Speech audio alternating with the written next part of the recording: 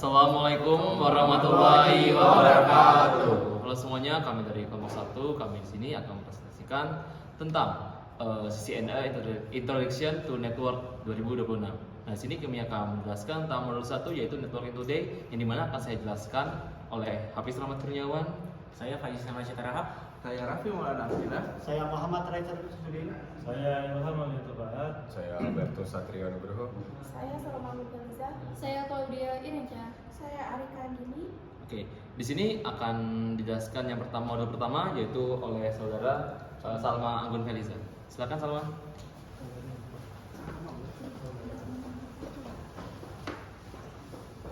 Baik, selamat pagi semua. Saya Salma. Di sini kelompok kami akan menjelaskan tentang jaringan komputer kerja di era sekarang. Di slide pertama ini kita lihat jaringan global sudah benar-benar memutus batasan jarak. Yang dimana dulu tuh untuk mengirim data-data ke antar negara itu sangat sulit. Sekarang sudah mudah. Next. Selanjutnya ada konektivitas. Sekarang sudah menjadi kebutuhan pokok. Kayak jaringan stabil itu sangat penting untuk mendukung kebutuhan aktivitas kita, mulai dari kuliah, lalu ada perdagangan online, lalu ada kita mencari hiburan dimanapun kita mau. Next. Untuk mendukung perkembangan itu kita ada Cisco Academy, yang dimana peran tersebut itu sangat penting bagi kita mahasiswa TNI untuk mendapatkan pelatihan jaringan secara standar dunia, yang dimana agar kita mempunyai skill yang diminta oleh industri saat ini. Next. Lalu ada cloud computing, teknologi yang sangat terasa manfaatnya sekarang ini adalah cloud, yang dimana kita tuh file-file tidak perlu disimpan di penyimpanan fisik karena datanya tuh sudah bisa kita akses dimanapun dan dimanapun kita mau. Dan di sini tuh sehingga kerja kita tuh menjadi lebih fleksibel dan efisien. Di sini ada masa depan jaringan, di mana jaringan itu menjadi tulang punggung teknologi, menjadi tulang punggung informasi digital, di mana jaringan memungkinkan munculnya teknologi yang baru akan terus mengubah cara kita berkomunikasi dan berkolaborasi. Selanjutnya akan dilanjutkan oleh saudari Claudia.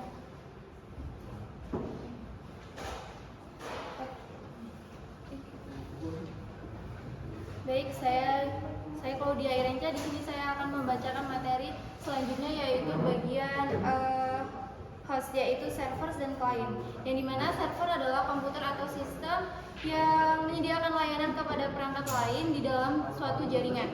Jadinya server ini yaitu bisa untuk menyimpan data, mengontrol jaringan dan memberikan layanan seperti website, data maupun database. Jadinya server itu ibarat dari pusatnya jaringan, semua data dan layanan biasanya disimpan di server lalu diakses oleh perangkat lain.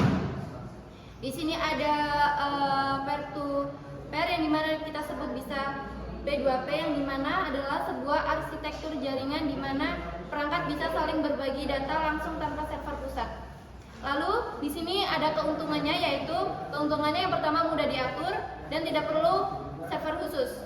Dan terdapat kekurangan peer to peer, yaitu yang dimana terdapat stabilitas terbatas dan keamanan lebih rentan.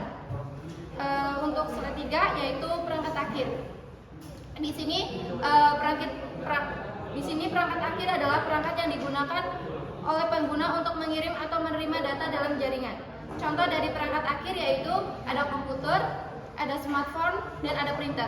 Fungsi dari perangkat akhir itu yaitu untuk mengirim data dan menerima data. Jadinya perangkat akhir itu yang kita pakai sehari-hari, seperti HP, laptop untuk mengakses internet lainnya. Di sini ada perangkat perantara, yang dimana perangkat perantara ini berfungsi untuk menghubungkan perangkat akhir dan mengatur jalannya data dalam jaringan. Contoh dari perangkat perantara itu yaitu ada router, ada switch, dan ada firewall. Fungsi dari perangkat itu tersendiri yaitu menyimpan jaringan, mengatur lalu lintas data, dan menjaga keamanan. Kalau perangkat akhir itu pengguna, perangkat perantara ini seperti pengatur agar data bisa sampai tujuan dengan aman dan cepat. Di sini ada media jaringan yang dimana terdapat media di mana data ditransmisikan. Contoh, kabel tembaga, kabel serat, optik, sinyal nirkabel, dan mendukung bandwidth dan jarak yang berbeda. Lalu ada penutup komponen jaringan yang dimana komponen jaringan bekerja sama untuk memungkinkan komunikasi. Yang kedua, perangkat akhir, perangkat perantara, dan media jaringan adalah elemen yang paling penting. Terus terdapat konfigurasi dan manajemen yang tepat sangat penting untuk kinerja yang optimal. Selanjutnya materi akan dibacakan oleh Harik Andini.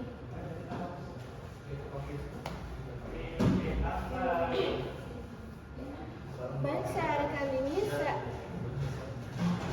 Yang pertama kita akan membahas tentang jenis media jaringan, yaitu tentang secara fisik ini memindai data. Yaitu tembaga adalah kita pakai sinyal listrik, ini paling umum dan murah, tapi jaraknya sangat terbatas. Yang kedua ada optik atau fiber, pakai pulsa cahaya. Ini jaringan itu sangat cepat, bisa buat jarak jauh dan anti gangguan frekuensi. Yang ketiga ada kabel atau wireless, pakai gelombang radio. Ini yang paling praktis karena kita nggak perlu lagi narik kabel sama sekali. Oke, next. Yang kedua adalah kriteria pemilihan media. Kenapa kita nggak pakai fiber semua saja? Karena kita harus memilih 4 faktor ini, yaitu bandwidth, butuh kapasitas data seberapa besar, jarak, yaitu seberapa jauh jangkauan kabel yang kita butuhkan, biaya, anggaran, masuk nggak buat instalasi dan alatnya, lalu keamanan, seberapa rentan medianya terhadap gangguan dan penyadapan. Oke, next. Yaitu adalah simbol jaringan. Di diagram jaringan kita pakai simbol supaya standar mudah dipahami. Yaitu ada end device, ini adalah perangkat yang kita pakai langsung kayak laptop atau HP. Yang kedua ada routers, tugasnya menghubungkan antara jaringan yang berbeda, misalnya rumah kita ke internet. Yang ketiga ada switch, tugasnya untuk membagi koneksi ke banyak perangkat dalam satu ruangan. Yang keempat ada firewall, ini sistem pengaman yang menyaring lalu lintas agar data jaringan kita tetap aman. Oke, next. Yang keempat adalah kartu jaringan atau NIC.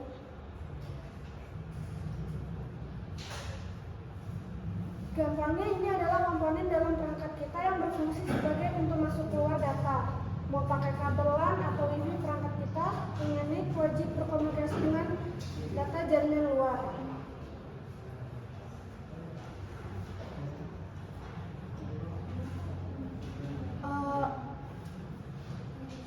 Udah nggak sih? Selanjutnya akan dilanjutkan rekan saya yaitu Sahabat.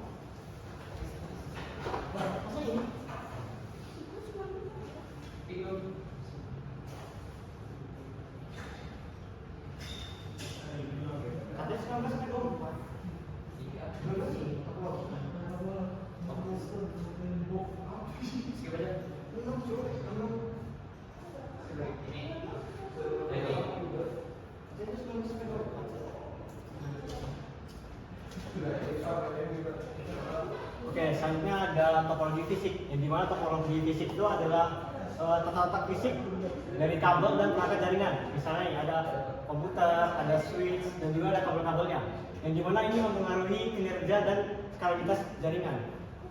Next. Nah, di sini ada topologi logis, yang dimana berbeda dari topologi fisik. Kalau topologi logis ini dia bagaimana data mengalir dalam jaringan. Contohnya ini ada dari bus ke star, ke ring, mesh, yang dimana ini menentukan metode akses dan transmisi data. Next. Nah, selanjutnya ada kesimpulan representasi, yang dimana diagram simbol jaringan adalah alat penting bagi para profesional jaringan, dan juga topologi fisik dan logis menentukan struktur jaringan dan aliran data. Lalu memahami presentasi jaringan, memfasilitasi manajemen jaringan yang efektif. Nah, di sini ada beberapa jenis jaringan, yaitu ada yang pertama ada jaringan kecil untuk pengguna pribadi, yang dimana ini digunakan pada rumah ya, seperti wifi atau dan lain-lain. Masuk ke bagian jaringan SOHO, yang dimana jaringan SOHO ini adalah small office, home office, yang dimana pada kantor kecil atau kantor rumah. Jaringan ini digunakan untuk mendukung pekerjaan jarak jauh dan juga misalnya bisnis online, yang dimana ada komunikasi pelanggan dan juga ada pemesanan barang. Selanjutnya ada jenis jaringan perusahaan, yang dimana digunakan untuk perusahaan atau sekolah yang memiliki banyak lokasi dan ratusan hingga ribuan perangkat, yang dimana digunakan untuk penyimpanan data dan juga komunikasi internal. Dan juga yang terakhir ada internet, yang dimana internet ini adalah jaringan global yang jaringannya saling berhubungan. Next. Lalu ada LAN dan WAN. Yang pertama LAN. LAN itu adalah local area network, yang dimana jaringan pada LAN ini area kecil atau hanya di satu tempat. Yang dimana LAN sendiri itu contohnya ada rumah, kantor, ataupun sekolah. Ciri-cirinya, jaringan yang ada pada LAN ini cepat karena bandwidth-nya tinggi dan juga dikelola oleh satu pihak. Lalu ada WAN, yang dimana wide area network, yang cakupan jaringan itu luas. Contohnya antar kota dan juga antar negara. Nah, ciri-ciri dari WAN ini dia dikelola oleh ISP atau Internet Service Provider dan juga kecepatannya lebih rendah dibandingkan LAN. Nah, ada hubungan dari LAN dan WAN, yang dimana LAN ini adalah yang dimana LAN ini terhubung oleh WAN. WAN menggabungkan seluruh LAN dan juga internet adalah gabungan dari LAN dan WAN. Next. Selanjutnya ada internet, intranet dan extranet, yang dimana intranet ini adalah jaringan pribadi yang hanya dapat diakses oleh pengguna internal. Jadi misalnya ada satu perusahaan yang dimana yang dapat mengakses adalah karyawan-karyawan yang ada di perusahaan tersebut. Berbeda dengan extranet, yaitu extranet memungkinkan akses terbatas ke pengguna eksternal yang berwenang. Jadi misalnya tidak hanya karyawan pada perusahaan itu, dan juga dapat dibagikan misalnya ke klien seperti supplier, sistem rumah sakit, dan juga data sekolah. Lalu ada meningkatkan kolaborasi dan berbagi informasi. Next. Oke, selanjutnya akan dilanjutkan oleh kawan saya. Baik, sebenarnya saya akan menjelaskan tentang organisasi internet, yang dimana internet ini bukan milik negara atau milik perusahaan, tapi ini dikelola oleh suatu organisasi yang bernama ada IETF, ada ICANN, lalu ada IAB, yang dimana IETF itu Internet Engineering Task Force, itu yang mengembangkan standar internet. Jadi fokus utama dari internet dari IETF ini sendiri yaitu menghasilkan protokol penting seperti TCP/IP, HTTP, dan SMTP. Dan juga semua standar tertulis dalam dokumen RFC (Request for Comments). Lalu untuk organisasi kedua itu ada Internet Corporation for Assign Names and Number, yang dimana itu akan mengelola nama dan domain alamat IP. Jadi untuk organisasi kedua ini dia bertugas mengatur nama domain atau DNS dan juga alamat IP dari setiap internet yang kita gunakan. Seperti contoh misalkan ada google.com, ada kampus ac.id dan lain-lain. Lalu ada Internet Architecture Board, yaitu IAB, yaitu yang dimana dia memberikan panduan tentang arsitektur internet. Jadi dia tuh bertugas mengawasi desain dan arsitektur internet secara keseluruhan, teman-teman. Memberikan arah perkembangan internet ke depan, juga mengawasi kerja dari organisasi yang pertama yaitu IETF. Next. Lalu di sini ada koneksi internet. Nah, jadi di koneksi internet ini ada perangkat terhubung ke internet melalui ISP. Apa tuh ISP? ISP itu adalah Internet Service Provider yang menyediakan layanan-layanan seperti misalkan IndiHome, Fastnet, terus ada ITN dan lain-lain. Nah, jadi fungsi dari ISP ini menghubungkan pengguna ke jaringan internet global, juga menyediakan alamat IP dan juga menyediakan layanan email tambahan seperti email, hosting website, dan cloud storage. Lalu next.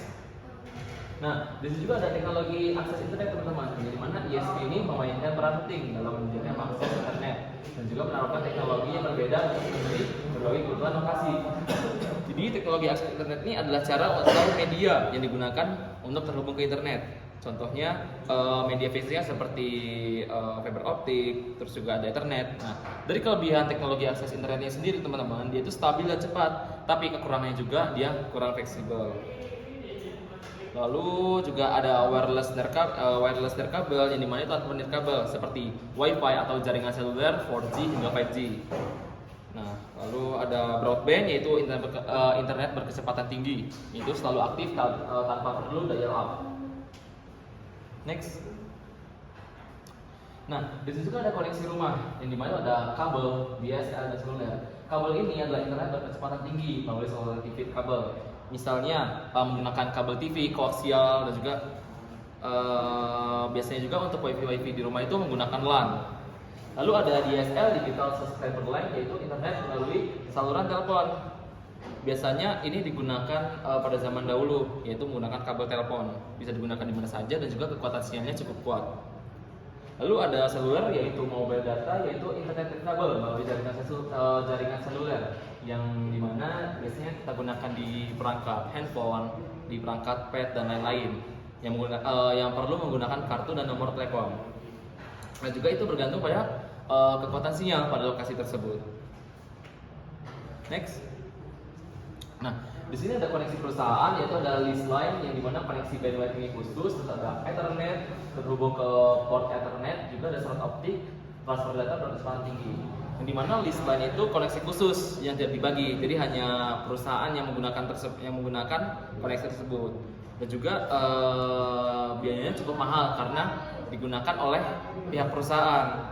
Lalu ada Ethernet yang digunakan ada Ethernet yang biasanya menggunakan jaringan LAN. Jadi dia tuh Ethernet tuh menggunakan cakupan yang cukup kecil. Dia tuh cepat dan efisien sehingga juga mudah dikembangkan. Lalu ada serat optik yang biasanya digunakan oleh ISP yang biasa kita gunakan. Seperti contoh ada IndiHome, ada ITN dan lain-lain yang saya sebutkan tadi. Biasanya dia ini berfungsi sebagai data center di perusahaan besar. Lalu next, selanjutnya jaringan konvergensi, yang dimana itu mengintegrasikan beberapa layanan jaringan seperti suara, video data dalam satu infrastruktur. Yang dimana ini seperti gimana ya? Contoh penggunanya kayak kita pada saat kuliah kita menggunakan Zoom, Google Meet dan lain-lain. Terus juga kita smartphone, kita menggunakan video call untuk berhubungan dengan saudara yang jauh. Kita juga bisa menggunakan fitur telepon untuk menghubungi keluarga. Nah, jadi dari keuntungan jaringan konvergensi ini yaitu lebih efisien, ada menghemat biaya dan juga mudah dikelola sehingga fleksibel dalam penggunaannya. Next. Oke, untuk materi selanjutnya akan dijelaskan oleh kawan saya yaitu Ilham. Dipersilakan.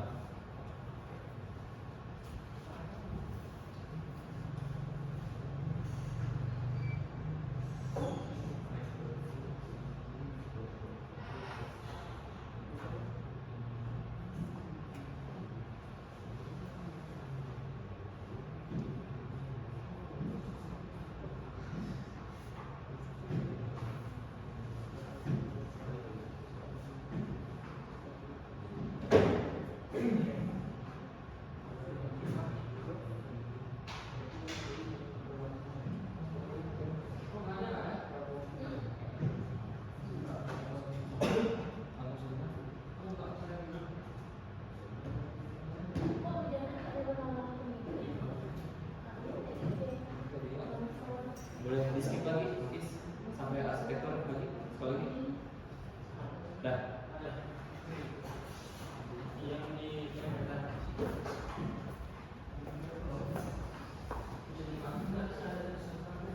Nah, selanjutnya adalah arsitektur jaringan.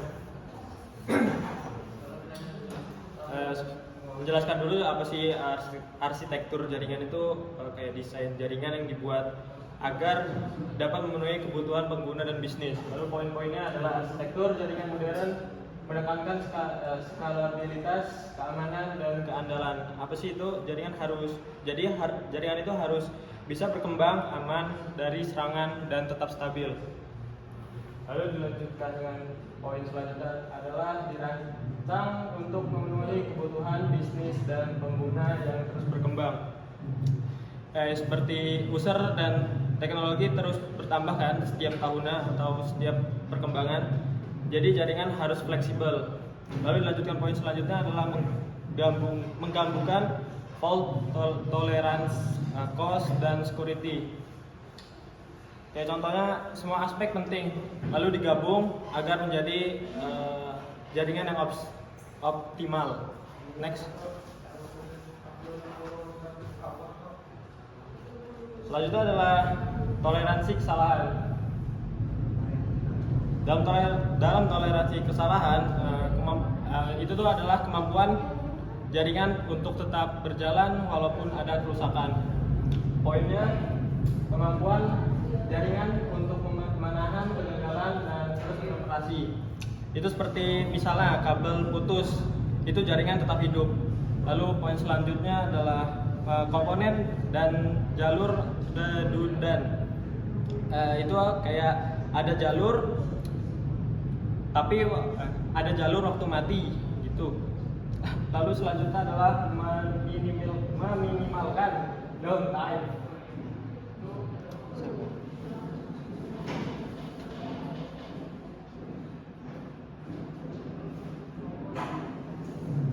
Sabar sebelumnya.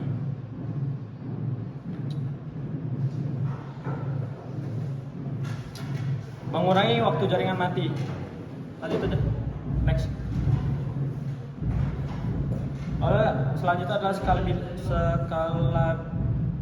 skalabilitas. Skalabilitas berarti jaringan bisa diperbesar tanpa harus merombak total sistem.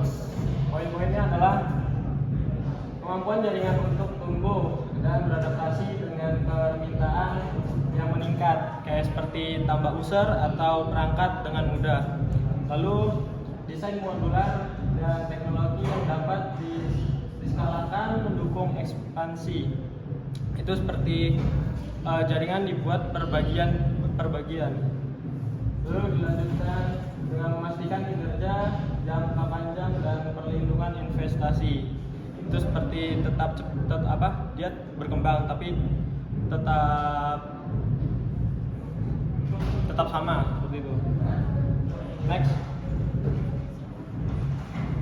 Kualitas layanan. Penjelasannya adalah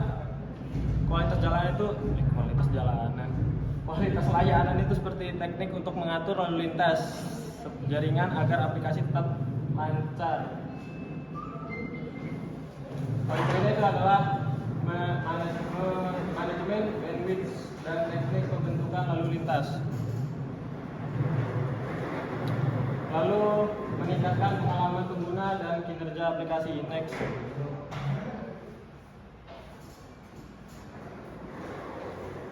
Keamanan jaringan.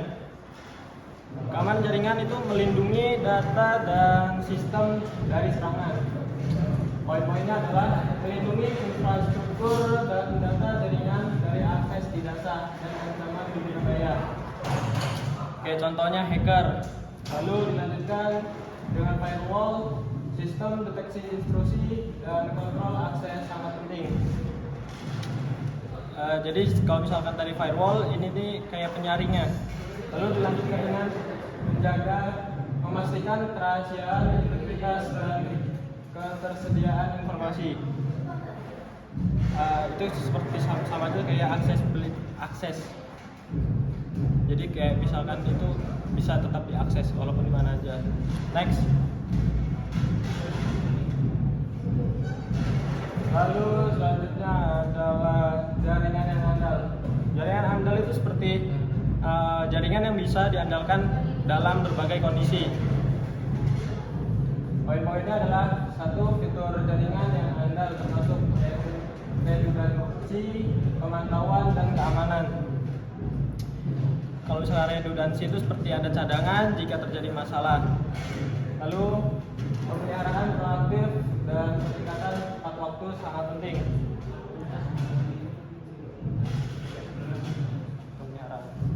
Itu seperti kayak dipantau terus menerus. Lalu dilanjutkan dengan memastikan kinerja yang konsisten dan meminimalkan gangguan. Jadi dari setiap proses itu stabil dan tidak sering down. Oke, materi selanjutnya akan dibacakan oleh teman saya.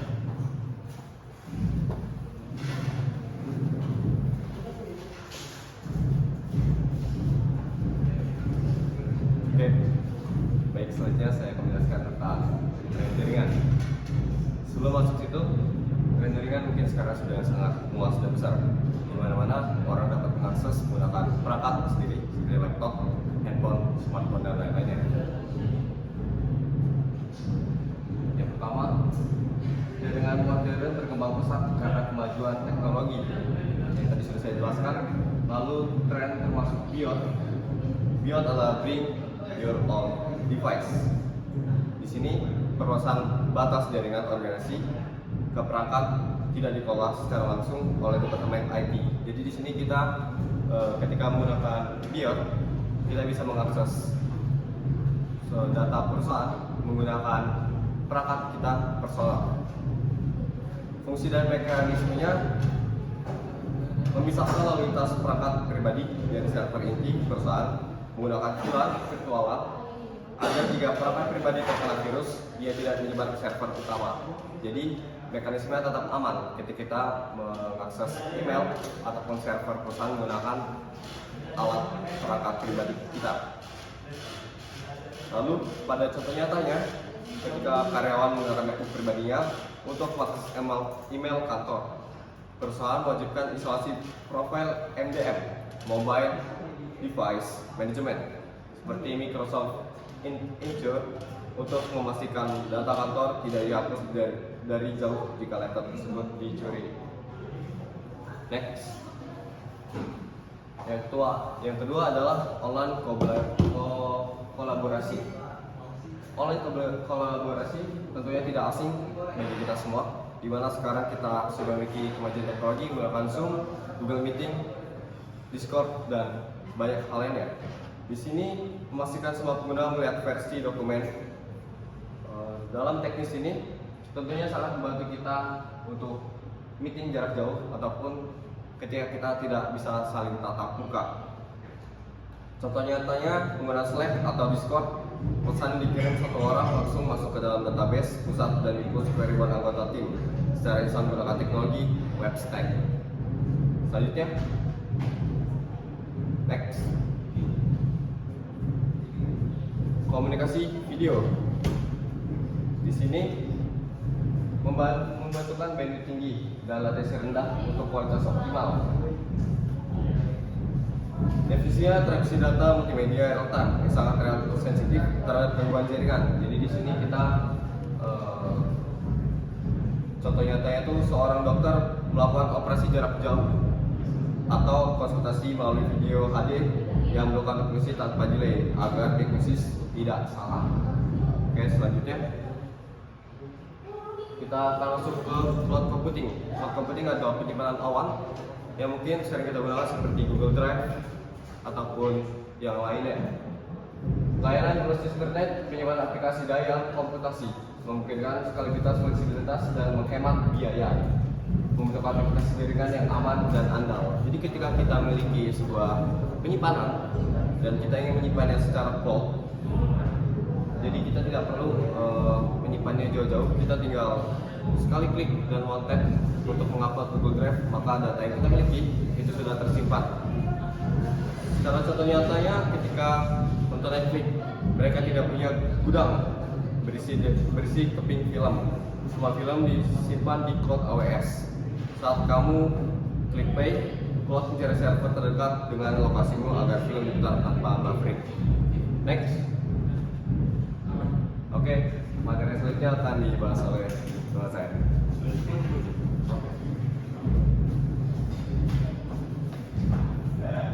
Oke, selanjutnya ada Internet of Things.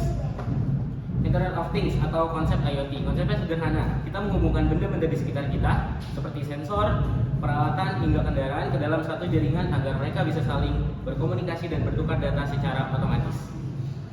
Karena ada miliaran perangkat yang terhubung, IoT menghasilkan data dalam jumlah yang sangat besar atau big data. Dalam data inilah yang nantinya perlu kita proses dan analisis, tentu untuk mengambil keputusan cerdas. Untuk IoT sendiri, perangkat yang terhubung, sensor, peralatan, kendaraan yang berkomunikasi dan bertukar data, menghasilkan data dalam jumlah besar yang perlu diproses dan dianalisis, dan membutuhkan infrastruktur dan keamanan jaringan yang kuat. Next, dampak tren jaringan. Tren jaringan mempengaruhi infrastruktur dan manajemen jaringan. Skalabilitas, keamanan, dan kendala adalah pertimbangan penting. Beradaptasi dengan tren ini sangat penting untuk kesuksesan bisnis. Sebagai kesimpulan, jaringan modern berkembang dengan sangat pesat karena didorong oleh teknologi-teknologi baru yang muncul secara bersamaan. Tren utama seperti bring your own device dan cloud computing, IoT, dan kolaborasi online telah menjadi standar baru di dunia kerja dan industri. Bagi kita sebagai profesional atau praktisi di bidang jaringan, sangat penting untuk selalu update dan mampu beradaptasi dengan tren-tren ini. Dunia IT tidak pernah diam dan kemampuan kita untuk terus belajar adalah aset terbesar kita di masa depan. Next.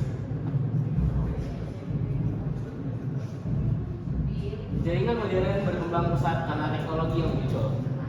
Biologi, komputasi awan, IoT, dan kolaborasi online adalah tren utama. Tetap mendapat informasi dan beradaptasi dengan tren ini sangat penting bagi para profesional jaringan. Oke, keamanan jaringan. Di perkembangan saat ini, data sudah menjadi aset yang penting bagi seseorang atau perusahaan, di mana keamanan jaringan sudah bukan lagi menjadi fitur, tetapi menjadi fondasi utama dari data itu tersebut. Keamanan adalah yang terpenting dalam jaringan modern. Melindungi data dan infrastruktur dari ancaman dunia maya sangat penting. Pendekatan berlapis-lapis sangat penting untuk keamanan yang efektif. Seperti yang kita bisa lihat bahwa untuk lapis pertama ada firewall yang memeriksa data kita yang berasal dari cloud. Lalu ada user security dan dilanjutkan ke server security dan database security. Yang terakhir ada ancaman jaringan. Ancaman jaringan itu terbagi menjadi dua. Yang pertama internal dan eksternal. Untuk yang eksternal biasanya dilakukan oleh seseorang yang berasal dari luar organisasi yang mencoba masuk atau mencuri database dari perusahaan atau pengguna pribadi itu sendiri. Sementara yang lebih berbahaya adalah ancaman internal. Ancaman internal ini berasal dari seorang user atau karyawan perusahaan itu sendiri yang terkena sebuah malware atau file phishing yang melalui website yang diakses dan file yang dia download. Contohnya adalah malware, phishing, dan serangan penolakan layanan atau DOS. Lalu yang terakhir adalah tetap waspada dan dalam menerapkan langkah-langkah keamanan yang kuat sangat penting. Next, malware dan serangan akan disampaikan oleh teman saya Raffi. Di sini saya akan menjelaskan malware dan serangan. Jadi, apa itu malware? Perangkat lunak berbahaya yang dirancang sistem untuk membahayakan atau mengganggu sistem. Malware adalah program yang dibuat dengan tujuan merusak atau menyusup sistem tanpa izin. Contohnya seperti virus, worm, trojan, dan ransomware. Dampaknya data hilang atau rusak, sistem bisa dicari menjadi lambat atau tidak bisa digunakan, dan informasi bisa dicuri. Yang kedua adalah phishing, upaya menipu untuk mencuri informasi sensitif. Phishing adalah teknik penipuan yang biasanya dilakukan melalui email, pesan WhatsApp, SMS, atau website palsu. Tujuannya untuk mencuri data penting seperti username, password, nomor kartu ATM, atau kredit, dan kode OTP. Ciri-ciri phishing biasanya bahasa mendesak seperti akun akan diblokir, link mencurigakan, dan pengirimnya yang tidak jelas. Yang ketiga adalah denial of service, membajak sistem agar tidak tersedia. Adalah serangan yang bertujuan membuat server atau website tidak bisa diakses, yaitu dengan mengirim traffic atau permintaan yang sangat banyak ke server dan membuat servernya error. Next. Selanjutnya adalah solusi keamanan.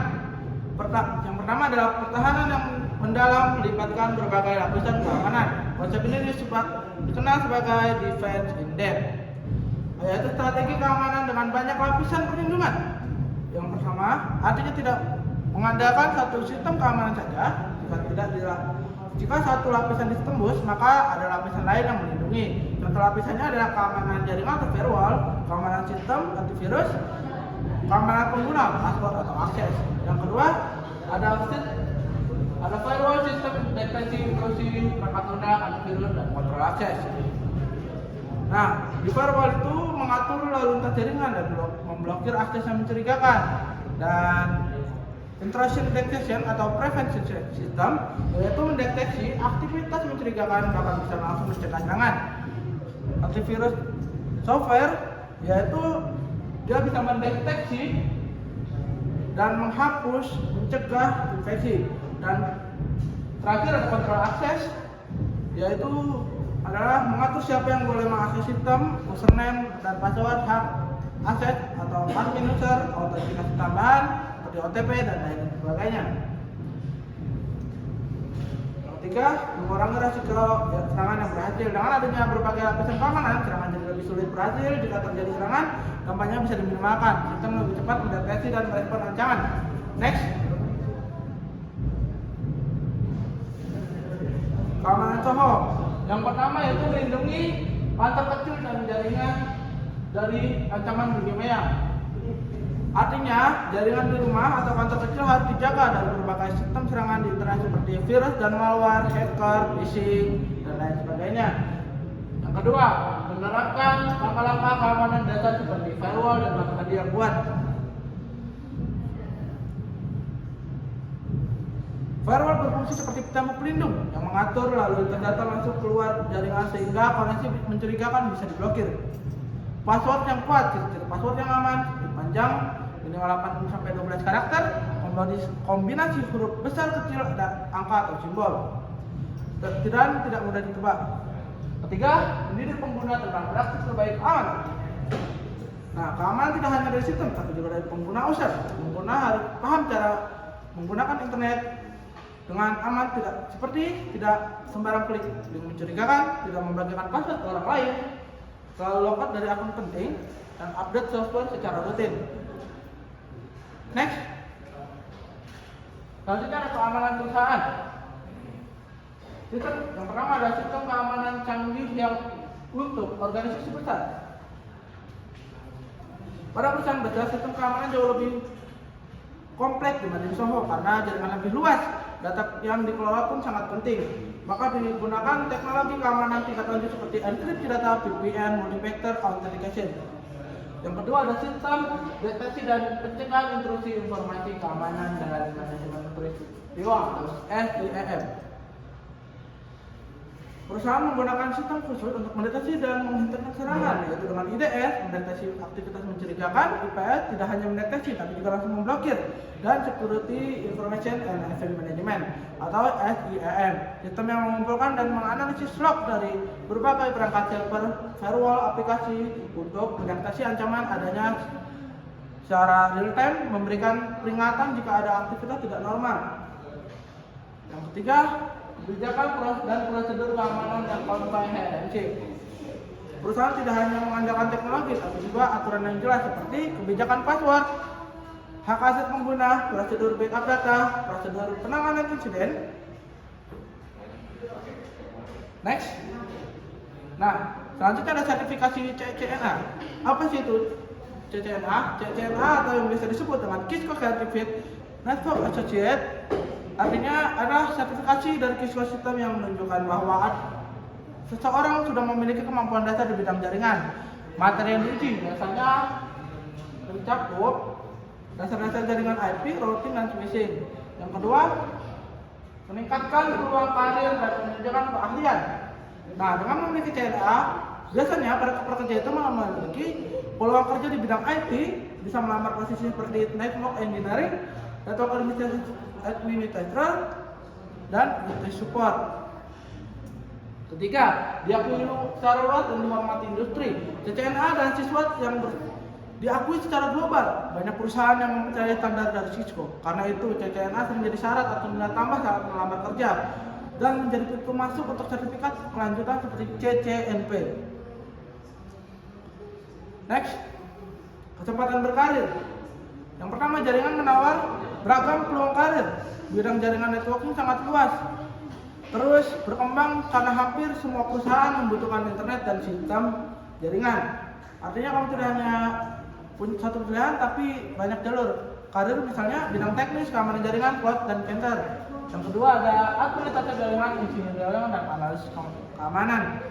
Network administrator bertugas mengelola jaringan sehari-hari, mengatur memastikan jaringan berjalan lancar, troubleshooting jika ada gangguan, dan insinyur jaringan. Selanjutnya adalah network engineer atau insinyur jaringan, yaitu mendesain topologi jaringan, konfigurasi router dan switch, optimasi performa jaringan, security analysis, dan selanjutnya adalah security analysis atau analis keamanan. Mendeteksi serangan, menganalisis ancaman, dan mengamankan sistem dari hacker. Yang ketiga, permintaan tinggi dan gaji yang kompetitif. Saat ini kebutuhan IT khususnya jaringan sangat tinggi karena semua perusahaan butuh internet dan sistem jaringan. Banyak bisnis beralih ke digital. Dampaknya lowongan kerja lebih banyak, gaji relatif tinggi dibanding bidang lain. Sekian dari saya. Selanjutnya akan ditutup oleh Muhammad Hafiz. Hafiz. Cut ya.